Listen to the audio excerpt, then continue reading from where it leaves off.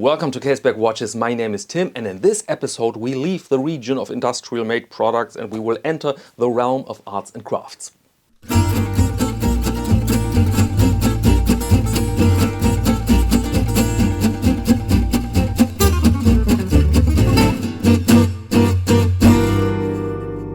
47.0 is our topic, Cormac Henley is our topic, and of course his handmade watches, or I should say handmade dials.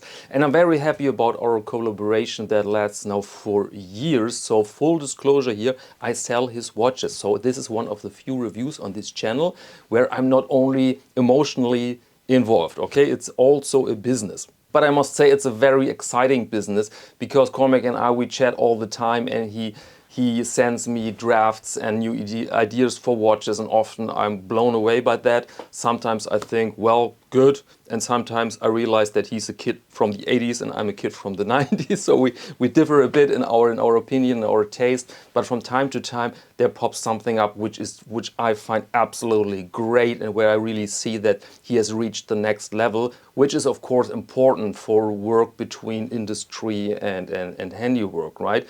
And he invested heavily in the last years in his workshop, and you can see this. There's the core is still handwork. Many hours with these dials, but you can see also a bit of refinement that wouldn't be possible with only very primitive tools. And so now he's really on a very, very, very high level, and I'm super proud to present you his latest. And this is the Le Boulevardier. We are in France now. Le Boulevardier, which is a cocktail from the 20s. These people. Cocktail from the 20s, and the recipe comes with the booklet when you buy such a watch. Boulevardier, of course, the cocktail comes from the 20s, and we are deep in the realm of Art Deco, which I think is one of the most favorite styles when it comes to watchmaking. And the proposal, the promise here is that you can get something really special beyond the industrial made standard watch, but you don't have to spend thousands on it. I mean, we know these boutique watchmakers, and then one watch can set you back 3, 4, 5,000 euros. Not the case here. These watches, the 47.0 models, are not cheap. They are middle class in the price region, but in my humble opinion, they're absolutely worth it. Okay, but that's enough introduction. Now let's go into the lightbox. Let's check them out. Okay, and here we are with our 4 watches. Model Boulevardier, all have the same specs, but we have 4 different dial colors. Here we have the black one with a nice contrast between hands and dial. Here we have silver dial with silver hands, and here we have a Deco version with golden hands, silver dial, and here we have the star of the ensemble. I think this is a skeletonized version with a spectacular look. More of that later. But as said, they share the same specs, so let's go over them. Let's take this as an example, this watch here, so that you learn more about the specifications. Let's zoom in. So first we have a case diameter of 39 millimeters and a length lug to lug of 47, so pretty contemporary in size. The height here is 11.5 millimeters and the lug width here is 20. The dial is said handmade, but the case is a good industrial standard Explorer type case with a see-through case back, screw-down crown, and a nice water resistance of 100 meters, so a bit of a no-brainer. Nobody has to worry about wearing that watch in rougher environments. It will be delivered on this nice leather strap here from France. There you go. And the price here is 1,250 euros. So without VAT, you are in the region 1,000 euros. And so in the region, smidgen over 1,000 US dollars, I think, but depends a bit on your location as always. All right, let's start now with the dial. Of course, here we have a very complex pattern or complex design, which follows old clocks with numerals, with Roman numerals, and with a very distinctive set of hands, very legible despite the low contrast watch. See, this is just great in its legibility despite the complex dial here. And remarkable is the second hand. This is done willingly, of course. There you have a little second scale, very short, to let room for the other elements of this watch. Then you have these distinctive little screws here. This is the connection between movement and the dial. And often you are not aware of that, but 470 sees it as a vital part of the brand identity and the design overall. And what you may note now is the finishing quality, because these are handmade dials, which means that you use, of course, power tools to do it, but you don't have a computer and the computer just does everything and everything is perfect down to the magnifier level.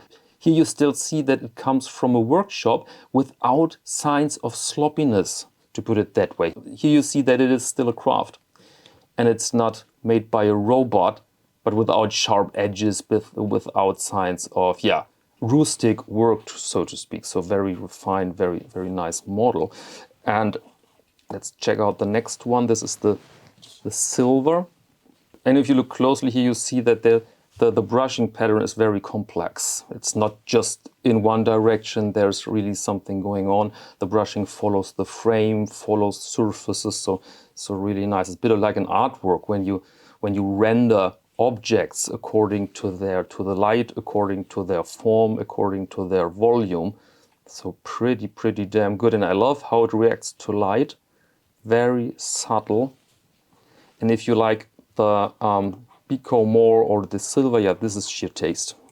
Between these watches I would go in that direction, but that's only me. All right, let's take the next one. And there we can check out the functionality as well. Might be interesting. Here you have the black. And of course, this is very understated because this style will show its qualities only if you move it around. It's legible as hell because of the sharp contrast, or let's say the strong contrast between hands and the dial. And as well, here you have the STP movement, and you see this is a good old EDA from its form, or good old Celita. It's basically the same movement, and you have some information here on the Caseback about Annecy in France and other informations about the watch, and of course a nicely engraved rotor here. Very, very nice. Let's check out the functionality now. Relatively small crown, but it works. And then you have position 1. It's not a ghost position, we have position 1. Then you can set the hands, and this feels pretty good. Nothing to complain, no date changes. This is just pure as it gets. And I really like the amount of contrast here between hands and dial. Just great. Hackable movement, by the way. As said, it's a bit like that good old EDA with every feature. And so it allows hand winding as well. Let's close it again.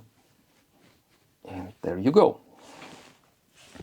And now the last watch, and this was the first watch I saw from this series of watches. This is the skeletonized watch. It's a bit different. 0.5 millimeter higher because you have a domed sapphire crystal, and it's skeletonized, and it has the skeletonized movement from STP. Same specs, but skeletonized and with that black look here, so pretty cool. You can see through the entire watch, and one of the few watches I would say should be skeletonized. I mean, often it's just a gimmick, but here it makes so much sense because it reminds us of clocks, and it goes deeper and deeper and deeper into the structure, like that old church tower clock, which stands not only for time, which stands for a lot of things. And I have the same feeling here. It's just great. And of course, I'm a bit of a fan for that combination of black and gold and metal, and so just great. So I think this is really a masterpiece. And the price here is higher. We're speaking about 1,625 euros. Without VAT, what is it then? 1,400 in that direction. But as always, depends on your location and your local taxes and stuff. But the rest is the same Explorer type of case, rock solid, 100 meter water resistance. I wouldn't wear that watch in the pool, but you could do if you want. All right, I will leave it there. I will not show you the usual wrist shot because these are brand new watches with brand new straps, and you can see that Comic put really some effort in choosing nice straps for this watch. So I don't want to turn them into used watches, so I leave it like this. And so I will wrap every watch into a rubber protection, and I will put them into their nice little boxes, and then they are ready for shipping. Welcome back. I hope you found this enjoyable and nice to see, nice to watch. I've learned a lot again handling these watches and following the process of the manufacturing. Really interesting, I must say. So sometimes we have to do behind the curtain, something like that, so that you can see a bit of a tour of the workshop. I will ask Comic if this is technically possible, because the normal workshop we see on image flyers is very different from a real workshop. It can look a bit messy, and I know for a fact that some makers are a bit picky there to share their workspace with the audience. And in case you like to purchase a 47.0 watch, very simple, I'll leave a link here in the video description. Okay, and that's all for this episode. Thank you very much for your attention, and until next time.